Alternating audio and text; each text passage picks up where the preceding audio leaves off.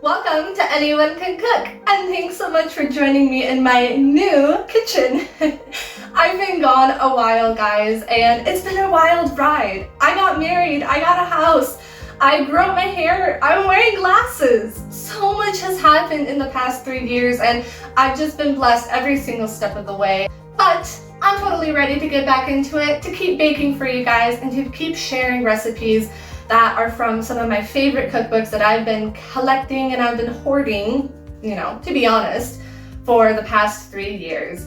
So I don't want to dilly-dally, I don't want to chit-chat too much. I want to get straight into this recipe because I'm super excited for this one. If you couldn't tell by my shirt and by the 2 lemons in front of me, we are making something that is lemon flavored, which is awesome because I love lemons. Lemons are my favorite citrus fruit. Today's recipe is brought to you by the Great British Baking Show's The Big Book of Amazing Cakes cookbook. If you guys want this cookbook, I will link it in the description down below so you can go and check it out. But without further ado, let's get baking. So today we're going to be making a lemon drizzle tray bake, which is kind of just a fancy term of saying sheet cake.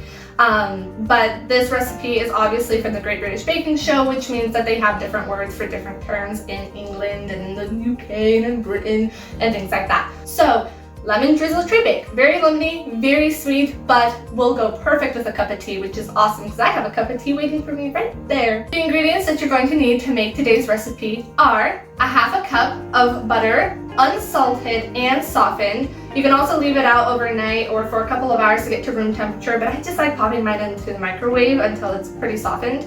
I did cube my butter as well to make it easier to incorporate since we're going to just be mixing everything by hand today. Half a cup plus 1 tablespoon of granulated sugar, 1 1/4 cup of self-rising flour. If you don't have self-rising flour or you can't find it in your grocery store, you can actually make it and it's pretty darn easy. I'll actually put the recipe down in the description of the one that I use.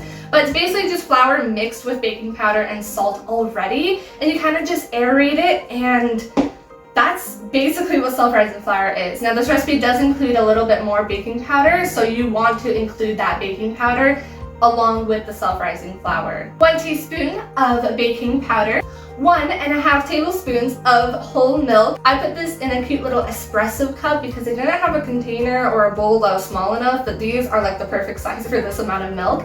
And it does seem like a little bit of milk, but you want to add it because it will give it some moisture and a nice creamy smooth texture. 2 eggs, preferably at room temperature. If you're in a pinch of time or you forgot to put them out the night before or a couple hours before you start baking, you can actually just put them into a cup of warmish, hottish tap water and wait a few minutes and they'll actually warm right up. That's kind of what I did this time because I forgot to put them out. You'll also need the zest of 1.5 to 2 lemons. It just depends of how much lemon you want. The actual batter of the tray bake doesn't have lemon juice in it. That's what the drizzle on top is for. So if you want to add more zest, which I love a lemon flavor, so I'm actually going to be adding the zest of both of the lemons, you can totally do that. But if you want to cut back on the lemon because it's just not your favorite flavor, if it's not your favorite flavor, I don't know what you're doing here. Anyways, you can add just 1 lemon or 1.5 or even half a lemon. It really just depends. You can also make this recipe with any other citrus fruit that you would like oranges or limes. If you do try that, let me know how that turns out. I think that would be like a delicious flavor. Like think of a lime tray bake and then like the lime drizzle. Oh, it'd be like a key lime pie. I love key lime pies. Anyways, back. For the drizzle part of the tray bake, you're also going to need the juice of the lemons that you've zested and 6 tablespoons of sugar. And all you're gonna do is just mix this together and let the sugar dissolve into the lemon juice, and then you'll see what we do with that later. So now that we have our ingredients, hopefully you didn't forget anything, let's start baking. Before we start mixing our ingredients together, you're gonna wanna preheat your oven to 325 degrees and let an 8x8 brownie pan with parchment paper and give it a good spray of baking spray as well. It doesn't have to be perfect, you just want some parchment paper on the bottom so that it's easier to lift out when it's done baking. So the first step is to cream all of your ingredients in a large mixing bowl. It is a dump and mix kind of recipe, so it's super friendly to beginner bakers and a very easy recipe to whip out in less than an hour. So the first thing that I'm going to cream together is the butter and sugar, and I'm just going to cream it by hand with my handy dandy spatula. cakey. And after that, I'm going to be adding the eggs.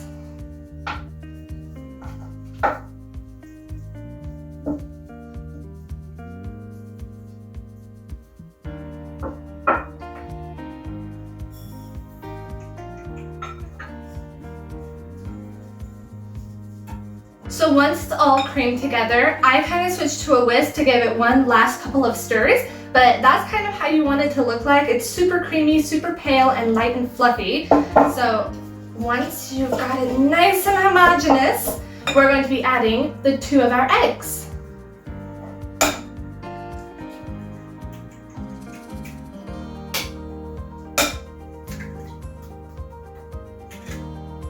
Now mix the eggs and the butter and sugar together really well until it forms a nice, smooth, homogeneous consistency. A lot of big words. Once your egg and sugar and butter mixture is all nice and mixed together, it's okay if it's a little chunky because adding the flour will kind of put it all together at the very end. We are going to be adding our milk and mixing it all together once again before we add the lemon zest. So I'm using just tiny little miniature cheese grater to zest my lemons, but if you have a microplaner or a lemon zester specifically to zest your lemons, go ahead and use that. But if not, just use anything you can find around your house. So I'm going to zest both of my lemons. Make sure you give them a good wash if you got them from a grocery store, just to get rid of like that waxy and people stuff, I don't know. And go ahead and zest directly straight into your bowl. So once you have both of your lemons zested and in the bowl, go ahead and give it one more good mix before we add our 2 dry ingredients. It just smells like summer in a bowl. Alright, so now it is time for the final step, which is to add our baking powder and our self-rising flour. So I'm just gonna go ahead and dump all of it in here, just all of it, and then sprinkle the baking powder on top. And you want to give both of these a really good mix so that it's fully incorporated in the batter. Oh, and another tip, only mix until the flour is completely combined and no more. You don't want to overmix the flour into the batter because then you have a chance of developing the gluten and your cake becomes less fluffy and moist and more dense, kind of like a bready texture. Once your batter is all mixed together, now we're going to pour it into our prepared baking pan. Now, it's a little on the thicker side, so it won't like graciously pour out. So you need to like scoop and spread. That's totally fine too, which is probably what I'm gonna do because glass mixing bowls are really heavy to just like continually hold over the pan. So I'm just going to grab it, scoop it, and do that until all of my batter is evenly spread in the pan. Once you have all your batter in your prepared baking pan, go ahead and put it in the oven and bake for 35 to 40 minutes. While our lemon tray bake is in the oven baking, we are going to go ahead and prepare our lemon drizzle. So I'm going to juice these 2 lemons into a glass measuring cup and then strain out the seeds. And to it, I'm going to add 6 tablespoons of granulated sugar. Now it seems like a lot of sugar to the small amount of lemon juice that you're probably going to get from 2 lemons, but we want it to be a super thick, almost like simple syrup drizzle on top so that it really sticks and gives you that burst of lemon flavor while being super sticky and sugary. So let's prepare the drizzle. When juicing lemons for any recipe, I like to roll the lemon in between the cutting board and my hand to really produce the most amount of juice that it possibly can. So I went ahead and only juiced 1.5 of my lemons because I'm almost at a half a cup of lemon juice, which is pretty surprising. I did not expect there to be this much. I also went ahead and strained it off camera to ensure that there are no seeds in the drizzle. So now we're just going to add our 6 tablespoons of sugar. Once your tray bake is out of the oven and it's all nice and golden brown, we are going to prepare it to pour our lemon drizzle on top. So go ahead and grab a toothpick or a larger wooden dowel, whatever you have on hand, and poke a bunch of little holes all throughout the cake so that the drizzle can seep through and really bring out that lemon flavor. So once your tray bake is covered in all of these tiny little holes, I don't know if you can see it from there, but I put probably like 60 or 70 of them. Now we're going to be pouring our drizzle on top. So with your prepared, beautifully delicious, smelling so good drizzle, pour all on top. Kind of like a dulce de leche. You don't want to skimp out on this because the cake will absorb the majority of this to really give that lemon flavor. So be generous, but also don't be afraid to go overboard. It's just lemon. There's nothing to be afraid of. So just gonna whoop-a-doo-doo-doo, just pour over.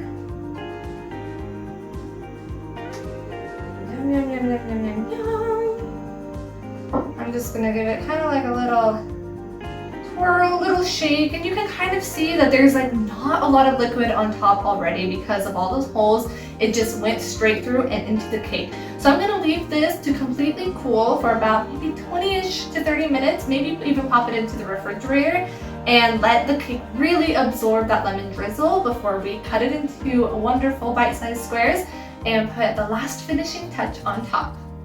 Once your tray bake is completely cooled, you can go ahead and cut it up into as big or as little squares as you want. I chose 4x4, so 16 little squares, and I put 4 of them on this plate because this is how we are going to do the final touch. So I have a little bit of powdered sugar and a massive sieve. Not sure why I don't have a small one, but this is gonna have to do. And we're going to just sprinkle some powdered sugar on the top. So, whoop. And then just sprinkle, kind of like a lemon square, get a good, nice, thick coating.